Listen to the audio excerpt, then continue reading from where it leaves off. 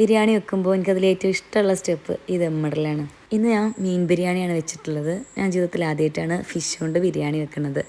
എനിക്കത് ബിരിയാണി കഴിക്കാൻ തോന്നിയിട്ട് വെച്ചതല്ല കേട്ടോ. ഈ മീൻ ബിരിയാണി കുക്ക് ചെയ്യാനുള്ളൊരാഗ്രഹം കൊണ്ട് ഉണ്ടാക്കിയതാണ്. കുറച്ച് ദിവസം മുമ്പ് ആരുടെയോ വ്ളോഗിൽ കണ്ടതാണ്. അത് മുതൽ ഇത് കുക്ക് ചെയ്യാനുള്ളൊരു ത്വര. അപ്പോൾ എന്തായാലും ഇന്നത് ഉണ്ടാക്കാൻ വിചാരിച്ചു. യൂട്യൂബിൽ റെസിപ്പിയൊക്കെ നോക്കി. പക്ഷേ ഞാൻ എന്തോ യൂട്യൂബിൽ നോക്കി ഉണ്ടാക്കുമ്പോഴും എനിക്ക് അതേപോലെ ഉണ്ടാക്കുമ്പോൾ എന്തോ ഒരു ബുദ്ധിമുട്ടാണ്.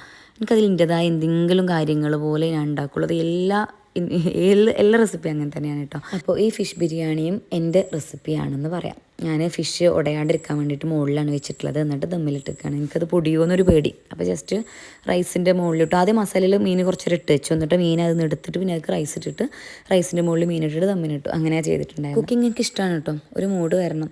എനിക്ക് കുക്കിങ്ങിനേക്കാളും ഇഷ്ടം മറ്റുള്ളവർക്ക് ഇഷ്ടമുള്ളത് ഉണ്ടാക്കി കൊടുത്ത് ഒരു കഴിക്കും. അത് കാണാൻ എനിക്ക് ഭയങ്കര ഇഷ്ടമാണ്. അതുകൊണ്ട് തന്നെ സ്കൂളിൽ വന്ന അധിക ദിവസങ്ങളിലും നൈറ്റിൽ ഞാൻ എന്തെങ്കിലുമൊക്കെ ഉണ്ടാക്കും. പിന്നെ കുക്കിങ്ങിൻ്റെ കൂടെ ഏകദേശം ക്ലീനിങ്ങൊക്കെ കഴിക്കും, പാത്രം കഴുകുകളും കാര്യങ്ങളൊക്കെ. അപ്പോൾ ഒരു സമാധാനം. എനിക്കാണെങ്കിൽ അടുക്കള എപ്പോഴും നീറ്റ് ആവണം. എൻ്റെ അമ്മ അങ്ങനെയാണ്. എൻ്റെ അമ്മേൻ്റെ അടുക്കള എപ്പോൾ പോയാലും നല്ല നീറ്റാവും. അത് കണ്ടിട്ടോ എന്തോ അറിയില്ല, എനിക്ക് എപ്പോഴും അടുക്കള നീറ്റ് ആവണം. പ്രത്യേകിച്ച് രാത്രി കിടക്കുമ്പോൾ.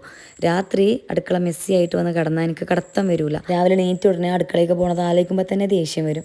നമ്മൾ രാത്രി അടുക്കളയൊക്കെ നീറ്റാക്കി ക്ലീനാക്കി തുടച്ച് വന്ന് കിടന്ന് രാവിലെ നീറ്റ് ആ അടുക്കളയ്ക്ക് പോകുമ്പോൾ ഒരു ഭയങ്കര പോസിറ്റീവ് ഫീൽ. അല്ലാണ്ട് നമ്മൾ നീറ്റ് ഉടനെ അടുക്കളയിൽ പോകുമ്പോൾ അടുക്കളയിൽ കുറേ പാത്രങ്ങൾ കഴുകാനും കുറേ വേസ്റ്റും വൃത്തിയില്ലാണ്ട് കൗണ്ടർ ടോപ്പൊക്കെ അങ്ങനെ ഇങ്ങനെയൊക്കെ കിടക്കുമ്പോൾ നമ്മുടെ ദിവസം അങ്ങോട്ട് പോയ പോലെ തോന്നും. പിന്നെ വയ്യാത്ത ദിവസങ്ങളും ഉണ്ടാവും കേട്ടോ. അപ്പോൾ നമ്മളെ ബോഡി എന്താണോ പറയണത് അത് കേൾക്കണം. ഞാൻ അടുക്കള ക്ലീൻ ആക്കാണ്ട് വന്ന് കിടന്നാലും സ്കൂളിൽ ലീവ് എടുക്കാമെന്ന് പറഞ്ഞാലും എനിക്കത്ര വയ്യാനിട്ടാണെന്ന് കാക്കുവിന് മനസ്സിലാവും.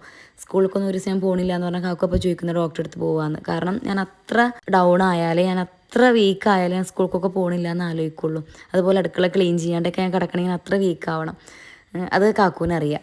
അപ്പോൾ അങ്ങനെ ഒരു ദിവസം കണ്ടപ്പോൾ കാക്കു എന്നാൽ ഡോക്ടറെ അടുത്ത് പോകാമെന്ന് പറയും. ഇന്ന് പ്രാക്ടീസും കാര്യങ്ങളൊക്കെ ഉള്ളതുകൊണ്ട് സ്കൂൾക്ക് പോകേണ്ടിയിരുന്നു. സ്കൂൾ വിട്ട് വന്നപ്പോൾ എന്തോ ഒരു ക്ഷീണം. അപ്പോൾ ഞാൻ ജസ്റ്റ് കുറച്ച് നേരം കടന്നു. അല്ലെങ്കിൽ സ്കൂളിൽ വന്ന മേല് കഴുകലൊക്കെ ഉണ്ട്. പക്ഷെ ഇന്ന് അതൊന്നും ചെയ്തിട്ടില്ല. അപ്പോൾ ഇനി ഇപ്പോൾ ക്ലീനിങ് ഒക്കെ കഴിഞ്ഞിട്ട് വേണം അതൊക്കെ ചെയ്യാൻ വേണ്ടിയിട്ട്.